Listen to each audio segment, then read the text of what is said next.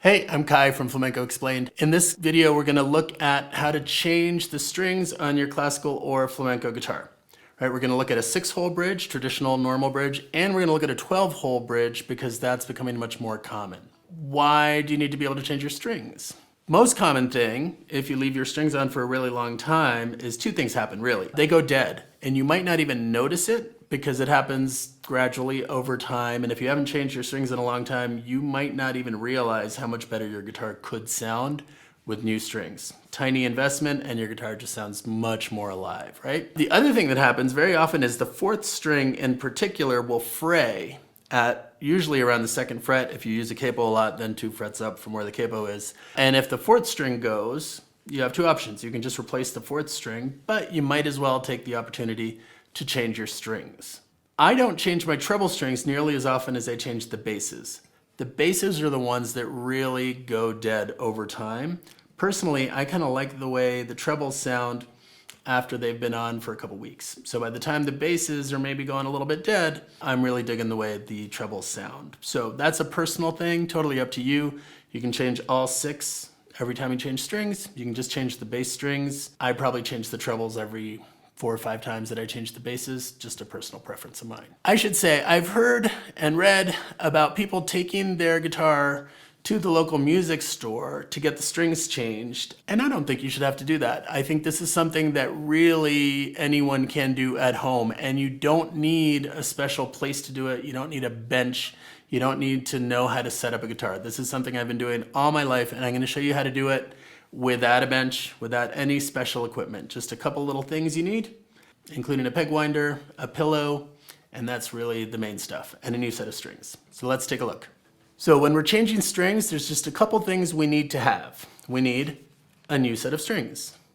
We don't need, but it's really a lot easier if you have a peg winder. It's very nice to have something to cut guitar strings with. And finally, it's very helpful to have a tuner.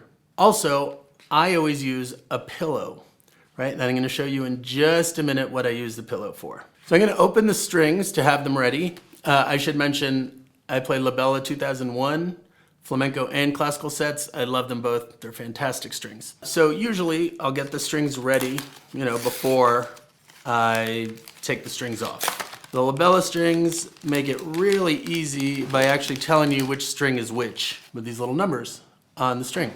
First thing I'm gonna do is remove the string. Now, I should say, I was told a long time ago, and I've always done this, not to change all the strings at once if I can avoid it. The reason being that it's a very drastic change in tension for the guitar to take all the strings off. So I have always changed one string at a time. I don't see any reason not to. That said, I don't have scientific proof that this is the best way to do it. So the first thing I'm gonna do is use my peg winder. Make sure that I'm loosening and not tightening, right? And I'm gonna just loosen the string until it comes off, right? At a certain point it comes out.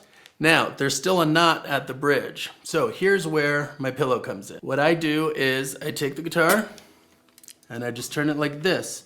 And the pillow is so that the headstock doesn't touch the floor, right? Or get damaged in any way, right? So now I usually put down my peg winder and I remove the knot, right? For the bass strings, I'll usually pull this way, which loosens the knot. So I pull from this direction, and I usually hold on to the end of the string as I'm pulling, because what I don't want is for it to scratch the top of the guitar, right? Take my string, right? Get rid of that. I'll deal with that later. So now I grab my new string and take my little number off. On the bass strings, sometimes one end is more loosely wound than the other, right? Not the case on the 5th string in this set. But if one end is more loosely wound, I'll usually use the loosely wound at the head, right? And I'll use the more tightly wound at the bridge, right? So here's the knot for the bass strings, right? It's a little different for the bass and the treble strings on a regular 6-hole bridge, right? A normal standard classical guitar or flamenco guitar, right? So again, I like to come in from this direction. Some people start and put the string through here and then pull it all the way through. I've never quite seen the point of that, right? So I put it here And again, as the string pops out here, I just kind of grab it so that it doesn't scratch the top, right? Now, here comes the knot, right? I bring it back and I come around the string just like this. And what I do now is I tuck the end, the very end, under the string on this side of the bridge. Right? Then, again, holding on here, I pull until it's pretty tight, kind of tight, right? Now, here is sort of one of my patented signature moves. Keeping the string tight, I bring the guitar up like this, put it between my legs to hold it in place, and now I hold the guitar with my left hand, I hold the string in place so it's kind of taut. I take the end of the string, I go through the hole in the roller, and I pull it tight. Some people like to wind the string around the roller a lot. You can see a lot of windings there. I've never understood the point of that. I think it's so that it doesn't slip, but I'm going to show you a trick so that it doesn't slip and you don't have to do that. So we're going to come back through above the roller that we just threaded this into, right? And again, I'm going to pull it tight. Now, here is the cool little knot that's going to keep things from slipping as much as it otherwise might. I pull this down, right?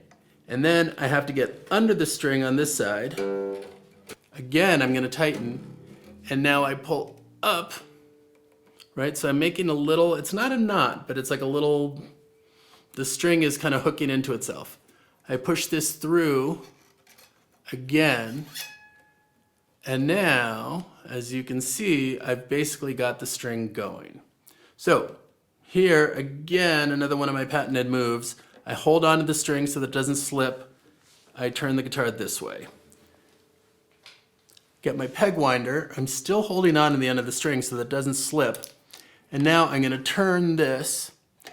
I tighten it enough that I know it's not going to slip. Once the winding is past the string, I start to listen to see where I am, right? So 5th fret of the 6th string is my A, and I want that to match, right? So there's my A, here's my A, and it's gonna slip. So the next thing is you give the string a good tug, right? Something a lot of us do, and I honestly don't know why, is tug and then put your finger here and tug, put it here and tug. So we're just trying to tighten up this knot here and get anything that wants to slip, get that slipping over with, right? And then I'm going to get back in tune. Now that's gonna slip, but you know, it's in the ballpark, right? Right amount of tension for the guitar. We're back to 6 strings with tension. So that's one bass string done, right? And then I'm gonna do the same thing with the next 2 bass strings. Normally, I would then do the 3 bass strings, but right now I'm gonna do a treble string because it's a little different. The knot here is different. Everything else is the same, but I wanna show you what that looks like. We start off exactly the same, right? I bring the guitar here, get my peg winder, and I loosen, right? And it's always good to make sure you're loosening and not tightening. You don't wanna accidentally like tighten the hell out of that, right? So once you know that you're loosening, you just wind this until this comes out. I flip the guitar, I've got my pillow on the floor so I'm not hurting the headstock. Slightly different technique for taking the string off, right? At least the way I do it. Again, none of this is like how you have to do it. So what I do with the treble strings, I pull up here and then because there's a little loop here, I just hold on to the knot and I actually pull it out the other way, right? So I pull the end of the string that was at the roller through the knot, right? And then again, I'm waiting for the end of the string here so that it doesn't pop out and hurt the top of the guitar. And I should say, I've never hurt a guitar this way. You know, I've been doing this literally for decades. I know some people are very worried about what's gonna happen and, you know, nicking the guitar here, which has happened. I've seen millions of guitars with a nick here. It hasn't happened to me doing this. So now I'm gonna get my 3rd string, ready to go. right? The black ones are the Flamenco trebles, if you're dealing with the labella sets. We're gonna basically do the same thing, right? We're gonna come from this direction, come through the hole in the bridge. Now, this knot is a little different. I leave this longer than I need to, right? You'll notice that on the bass side, I just tucked in the bass string, and so there's nothing loose that I even have to snip. Here, I'm gonna leave a significant amount more than I need. So I start the same. I come here, and then honestly, I usually hold this in my teeth when I do this, so that's what I'm gonna do. Come around. But now I'm gonna go around here twice. Now I'm gonna pull here, holding on to this end. And one little detail, I wanna make sure that the little part of the string that's sticking out is on this side of the bridge and not on top, right? In my experience, if I do this, this never slips. Some people put knots at the end of the strings, some people burn the end of the strings, do all kinds of things because they're worried about slippage and the string slipping, because that really could be bad. It just hasn't happened to me. I'm gonna knock on wood right now. The way I do it, it has not been a problem with a 6-hole bridge or with a 12-hole bridge, which we're gonna look at in a minute. So again, once I've got this kind of tight, I'm keeping the string taut as I bring the guitar into this position, right? So now I'm facing the roller. I pull the string up. With my left hand, I hold on to the string just so that it doesn't, get away from me. Go through the little hole in the roller. Come back through, using my teeth again.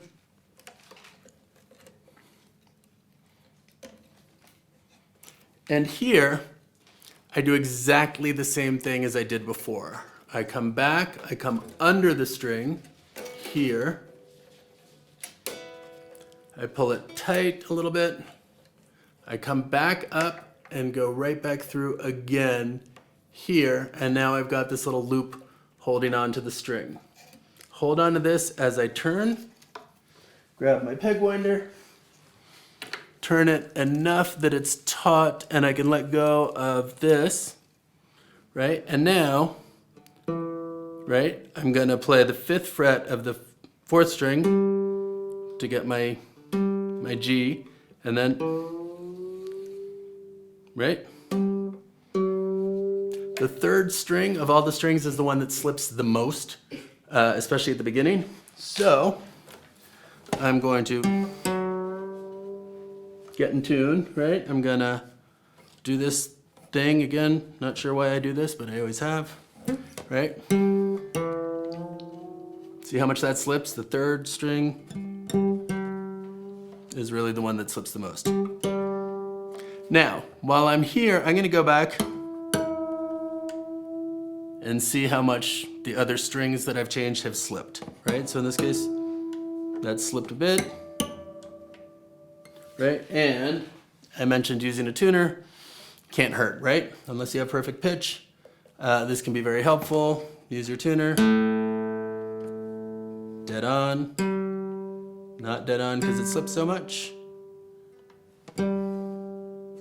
As I mentioned, I don't take all the strings off and then put them all back on.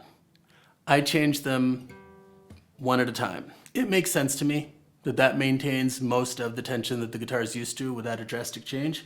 So I've just always done one at a time. I should say, I have seen people do a funny thing here where they tuck the little bit of string that's left out under the string next to it. I really don't like that, because if you're a working guitarist and you need to change one string, that's a pain in the ass.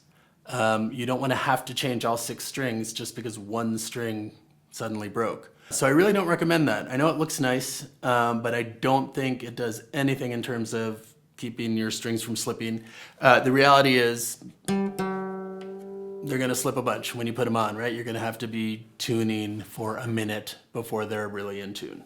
So if you have a guitar with a 12-hole bridge like this one, everything is the same except the knot at the bridge. So let's go ahead and change one bass string and one treble, because again, I do that a little differently just to see how that works. So as far as removing the string, everything's basically the same, right? In this case, I'm gonna do the 1st string. So, right, just make sure, can't hurt, right? To make sure you're lowering the tension and not raising the tension. Do my little flip. I'm gonna push the string through enough here that I can undo the knot, pull it out, right? And then I'm gonna pull out, and I'm hanging on to the end here until the very end, just because that's how I keep the top from ever getting scratched, hopefully. Right? I'm gonna take my new treble, right? So now, a little different. Depending on your 12-hole bridge, on this guitar, it's the hole that's closer to the bass side that the string comes out of, right? I'm told some 12-hole bridges are the opposite. I've never experienced one of those, but in this case, that's that. So I'm gonna come through here, holding on to the rest of the string. And honestly, this is the hardest part of changing strings, is just getting used to getting this string into this little hole that you can't see. Right? Now, I'm not doing any kind of knot now, because what I'm doing now is I'm coming back and I'm doing this again into the hole that's right next to it on the bridge. And again, just finding a little hole, right? So here, right, I now have a loop, is right here. It's a slightly diagonal loop, right? So on the treble side, I'm gonna do one extra step that I won't do on the bass side. I'm gonna take the end of the treble and I'm gonna loop it around here. And this is just for a little added security on the treble side. And then I'm gonna pull, and as I mentioned with the trebles on the 6-hole bridge, I just wanna make sure that the little loose end is on this side of the bridge and not on the top, right? It's just gonna help make sure things don't slip. Again, I'm gonna maintain the tension here as I flip the guitar, right? Holding on to the tension. And now this part, the rest of this is exactly the same. I'm gonna come through here. I'm gonna come over top, use my teeth, right? I'm gonna come in here, I'm gonna come under the string, and I'm gonna pull, right? I'm gonna hold this here, I'm gonna come back through the top. This is the other occasionally tricky thing, is just grabbing this. And now I'm going to hold on to this just to maintain tension. I'm gonna wind. If I need to, I'm gonna push this a little to the outside or to the side that I want it on while it's still pretty loose, right? Once I've tightened it a bunch, I can't do that. And then, so with the treble strings, sometimes if I have a really far way to go, I'll first go to open string, right? This is a B. So I'll tune that quickly up to B. And then, even though I'm going up to E, I'll sometimes do, okay, I'm gonna get to C, right? And you hear it slipping already. And then finally, E, right? And I'm in tune. I also like to wait until all the strings have been on for a minute and settled and slipped anything they're gonna slip before trimming. This is a slightly paranoid thing. You know, I don't do some of the paranoid stuff over here to protect the top because I've never had trouble, but I do leave, you know, these little ends that are long and the ends over here, I just leave them until the guitar is settled into tune, and then I snip off all the ends because I know they're not gonna slip anymore. So I don't like to do that immediately, even though sometimes the strings over here are getting in my way. So now let's do a bass string on this guitar so you can see the 12-hole on the bass, right? So we're gonna do the 6th string. I'm going to make sure I'm listening, take the string off. Again, I'm gonna push through a little bit. Then I'm gonna pull here until I've removed the string from one of the holes. Then I'm gonna pull again, right? So that I'm not doing any damage to the top. Right, then I'm gonna get my new string. And this is, so you can see, I mentioned before that one end is sometimes much more loosely coiled than the other, right? I've seen people for decorative reasons use this end over here and do all kinds of funny stuff. I tend to avoid that. I like to just use the normally wound part of the string. So I leave this to go over there knowing I'm gonna cut it off later. Again, I'm gonna grab the end and I'm gonna go through, in the case of this particular bridge, because I know that it's the hole that's more to the bass side, I'm gonna go through there first, right? I'm going to grab the end, I'm going to come around, make a big loop here. I'm going to go back in here. Right? Now, here is a little different than on the treble side. I'm going to take this little bit of bass string that's sticking out, and I'm going to put it under my loop here. I'm going to hold it down, and I'm going to pull from this end to tighten up my loop here. And as you can see, that just grabs right here, right? So that the string can't slip. So again, I'm going to hold this nice and tight, flip the guitar towards me, hold it with my legs, keep the tautness in the string. Because this one's more loosely wound, it can sometimes be a pain to get through the hole here, right? And then the rest of the process you should know by now. I'm going to come over the roller, right? Make sure not to get caught up in any of the other strings as you're doing all of this, by the way. Right? I'm going to come under the string. I'm going to pull that taut. I'm going to come back up, hold that, come through. Right? And now I'm ready to tune. And the one difference is I don't have my lower string reference to tune to. And I'm going to tighten it up. So in this case, I have a couple options. I can play A and try to tune that up. Do you hear that, right? A. I can do that. Or if my E, right, not quite in tune. Right? And that's really, you can also just use the tuner. But there's a lot of little tricks. Right? So again, I'm going to come here. Tug. And I'm good to go. I will, as I mentioned, I will eventually clip this string, although sometimes I forget. I don't have to clip this one because I've really just tucked the very end in here, and because I'm not worried about slippage here because of the wound strings, you know, I don't have to give myself an extra inch of string just in case. Here, the only reason I do that is in case it slips a little.